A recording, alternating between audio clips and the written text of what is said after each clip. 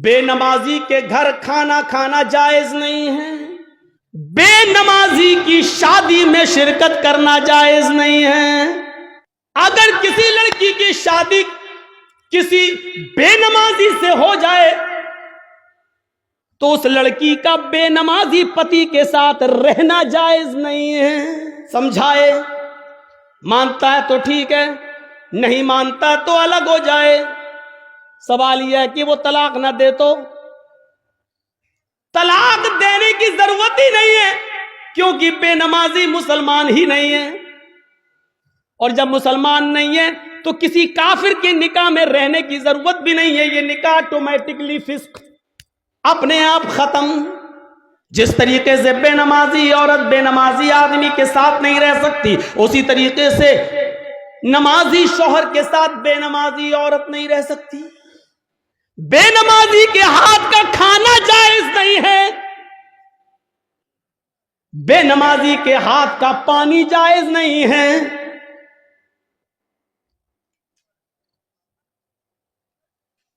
بے نمازی اگر مر جائے تو اس کی نماز جنازہ پڑھنا جائز نہیں ہے۔ بے نمازی اگر مر جائے تو اس کو مسلمانوں کے قبرستان میں دفن کرنا جائز نہیں ہے۔ کیا کیا بتاؤں؟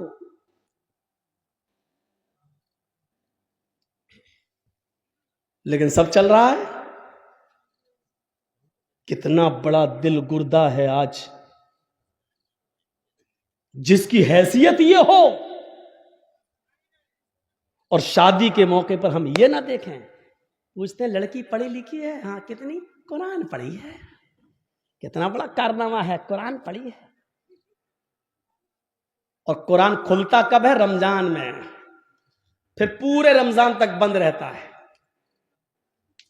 پھر جب رمضان کا مہینہ آئے گا تب وہ کپڑے سے کھلے گا، دھول اس وقت صاف ہوگی، اپنے جہیز کے برتن روز دھوئے گی، اماں کی اور باپ کی طرف سے ملے ہوئے برتن روز دھوئے گی۔ لیکن قرآن جس جزدان میں لپٹا ہوا ہے اس کو مہینوں ہو جاتے ہیں، اس کو صاف کرنے کی نوبت نہیں۔ ان نبیوں پر بھی نماز فرض تھی۔ یہ الگ بات ہے کہ کسی نبی کے اوپر 2 رکعت فرض تھی، کسی نبی کے اوپر 4 رکعت فرض تھی، کسی نبی کے اوپر 3 رکعت فرض تھی، کسی کے اوپر 2 ٹائم کی تھی، کسی کے اوپر 3 ٹائم کی تھی، صبح دوپہر شام، اور کسی کے اوپر 5 ٹائم بھی تھی، کسی کے اوپر 4 وقت کی بھی نماز فرض تھی۔ لیکن اللہ کے نبی جناب محمد رسول اللہ صلی اللہ علیہ وسلم جب نبی بنا کر بھیجے گئے تو آپ نے یہ نماز 5 وقت کی فرض کی، کیونکہ اللہ تعالیٰ نے 50 سے 5 وقت کی کر دی، اور جب 5 وقت کی فرض کر دی گئی تو نماز کا اصول یہ بنایا کہ فجر میں 2 رکعت رکھ دی، ظہر میں 4 رکعت رکھ دی، عصر میں 4 رکعت رکھ دی، مغرب میں 3 رکھ دی، اور عشاء میں 4 رکھ دی، کیونکہ کسی نبی کے اوپر 2 تھی، کسی کے اوپر 3 تھی، اور کسی کے اوپر 4 تھی، 2 سے کم نہیں تھی اور 4 سے زیادہ کسی کے اوپر فرض نہیں تھی۔ اس لیے اللہ کے نبی نے 2 بھی رکھی، 3 بھی رکھی اور 4 بھی رکھی، تاکہ لوگوں کو اس بات کا علم ہو جائے کہ میں کسی نبی کے خلاف نہیں ہوں۔ میں نے فجر میں 2 رکعت نماز فرض کی ہے تاکہ ان نبیوں کی بھی اقتدا ہو جائے جو 2 رکعت جو پڑھا کرتے تھے، 3 رکعت بھی میں نے مغرب میں رکھ دی ہے، کیونکہ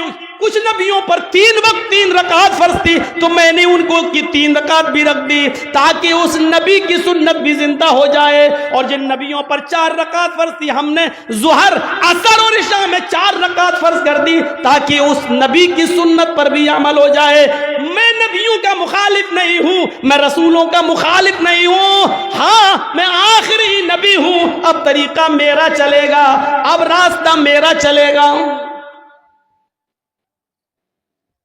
دنیا میں 3 قسم کی مخلوق ہے۔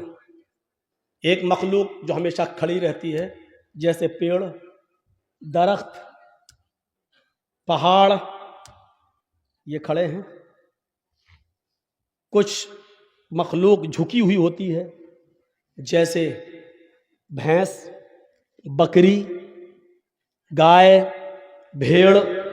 آپ دیکھیے ہم لوگ جب ایسے رکوع میں چلے جائیں تو بالکل وہی شکل ہو جاتی ہے۔ اور کچھ مخلوق زمین سے چپکی ہوئی ہوتی ہے، جیسے چھپکلی، چوہا، دیوار پہ بھی چڑھے گا تو چپکا ہوا ہوگا، زمین پہ ہوگا تو ایسے ہوگا۔ یہ تین ہی قسم کی مخلوق ہے، چوتھی کوئی قسم نہیں ہے۔ اور اللہ کہتا ہے یسبح للہ ما فی السماوات و ما فی الارض، زمین و آسمان کی ساری مخلوق اللہ کی تسبیح بیان کر رہی ہے، اللہ کی حمد و ثنا بیان کر رہی ہے۔ اللہ کے نبی صلی اللہ علیہ وسلم نے نماز میں یہ تینوں کنڈیشن لاگو کر دی ہے۔ اللہ اکبر، اے اللہ یہ پہاڑ بھی تیری حمد و ثنا بیان کرتے ہیں، یہ درختوں کے پتے بھی حمد و ثنا بیان کرتے ہیں۔ اگر تجھے کھڑے ہو کر کی جانے والی عبادت زیادہ پسند ہے درختوں کی، پہاڑوں کی، تو دیکھ میں کھڑا ہوں، اللہ اکبر، میری اس ادا کو قبول کر لے۔ اگر تجھے چار پیر والے جانوروں کی عبادت زیادہ پسند ہے تو دیکھ میں جھک گیا ہوں، اللہ اکبر، میں نے رکوع کر لیا ہے، دیکھ میں نے بھی ان کی طرح شکل بنا لی ہے۔ اگر تجھے چھپکلی، چوہے اور زمین پر رینگنے والے کیڑے مکوڑے، سانپ بچھوؤں کی عبادت اور ان کی تسبیح پسند ہے تو دیکھ میں سجدہ کر رہا ہوں، اللہ اکبر، زمین پر چپک گئے، سجدہ کر لیا۔ اے اللہ اگر تجھے یہ حیات پسند ہے تو میں بھی اس حیات کو کر رہا ہوں۔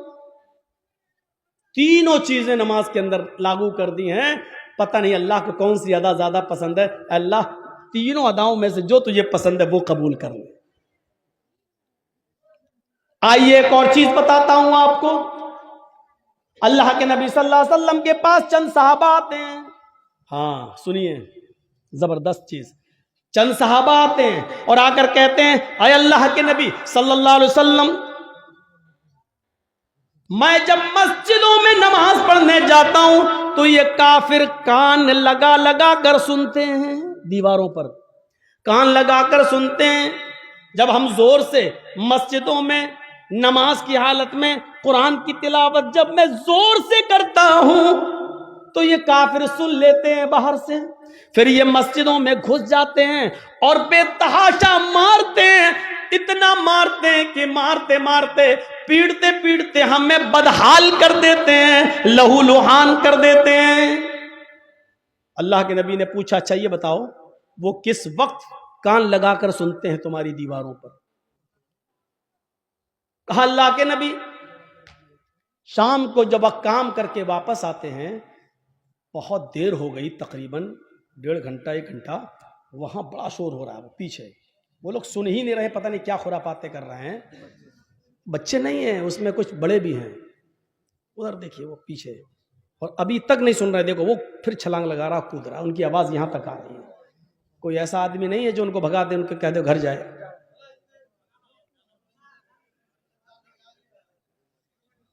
اتنے شیطان بچے، ان کے ماں باپ سے پوچھو، ہمارا دل کہتا ہے یہ رات میں پیدا ہوئے ہوں گے۔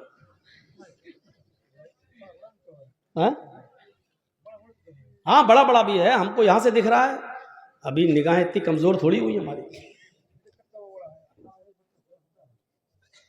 پوچھا اللہ کے نبی صلی اللہ علیہ وسلم نے اچھا یہ بتاؤ کہ وہ کس وقت کان لگا کے سنتے ہیں؟ کہا اللہ کے رسول وہ جب شام کو کام کر کے واپس آتے ہیں، جب تو وہ کان لگا کر سنتے ہیں، یعنی عصر کے وقت۔ تو اللہ کے نبی صلی اللہ علیہ وسلم نے فرمایا اچھا تو کان لگاتے ہیں وہ دیواروں پر؟ کہاں؟ تو ٹھیک ہے پھر عصر میں تم قرآن کی قرأت زور سے کرنا بند کر دو، یعنی آہستہ پڑھ لو۔ اور کب کان لگاتے ہیں؟ کہ اللہ کے رسول قیلولہ کرتے وقت، ہم لوگ جب دوپہر میں کام کر کے آتے ہیں، گھر میں کھانا کھا کے تھوڑا سوتے ہیں، قیلولہ یعنی ظہر کی نماز کے وقت وہ کان لگا کر سنتے ہیں اور ہم کو پکڑ کے مارتے ہیں جب ہم زور سے قرآن کی تلاوت کرتے ہیں تب۔ تو اللہ کے نبی نے کہا ظہر میں بھی تم قرآن کو آہستہ پڑھو۔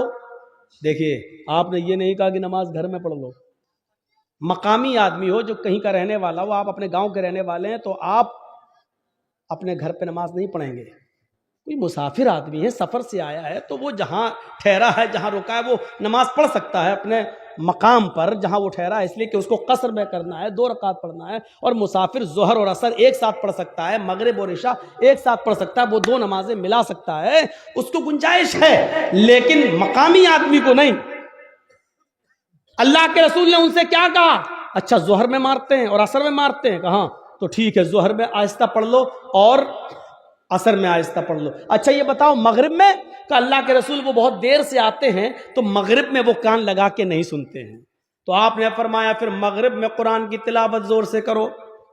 اچھا عشاء میں؟ ہاں اللہ کے نبی جب وہ گھر کاروبار کر کے کھیتی باڑی کر کے واپس آتے ہیں تو عشاء میں بھی کان لگا کے سنتے ہیں۔ آپ نے ہاں تو وہ عشاء میں بھی نہیں سنتے ہیں کیونکہ تھکے ہوئے ہوتے ہیں، کھانا کھایا اور سو گئے۔ مغرب کے بعد آتے ہیں سنتے نہیں ہیں، اس لیے آپ نے کہا مغرب میں پڑھو زور سے۔ عشاء کی نماز آپ اتنی دیر سے پڑھتے ہیں کہ ان کو نیند آ جاتی ہے، وہ عشاء میں بھی نہیں سنتے، آپ نے فرمایا تو عشاء میں بھی پڑھو۔ اچھا فجر میں؟ کہ اللہ کے نبی فجر میں تو وہ خود ہی گھوڑا بیچ کے سوتے رہتے ہیں، تو آپ نے کہا پھر فجر میں بھی زور سے تلاوت کرو۔ پہلے یہ 5 وقت زور سے تلاوت ہوتی تھی، 5 نمازوں میں زور سے پڑھا جاتا تھا الحمدللہ رب العالمین۔ جب صحابہ نے شکایت کی کہ اے اللہ کے رسول یہ ہمیں مارتے ہیں، کانوں میں دیواروں پہ کان لگاتے ہیں، سن لیتے پڑھ رہے ہیں تو مارتے ہیں، پیٹتے اتنا مارتے ہیں کہ لہو لہان ہو جاتے ہیں، تو آپ نے کہا کب مارتے ہیں؟ کہا ظہر میں۔ آپ نے کہا ظہر میں آہستہ پڑھو۔ کب مارتے ہیں؟ کہا عصر میں۔ عصر میں بھی آہستہ پڑھو۔ مغرب میں؟ کہا نہیں زور سے پڑھو۔ عشاء میں سو جاتے ہیں وہ، زور سے پڑھو۔ فجر میں نہیں اٹھتے ہیں وہ، زور سے پڑھو۔ میرے بھائیو یہ سلسلہ چلتا رہا۔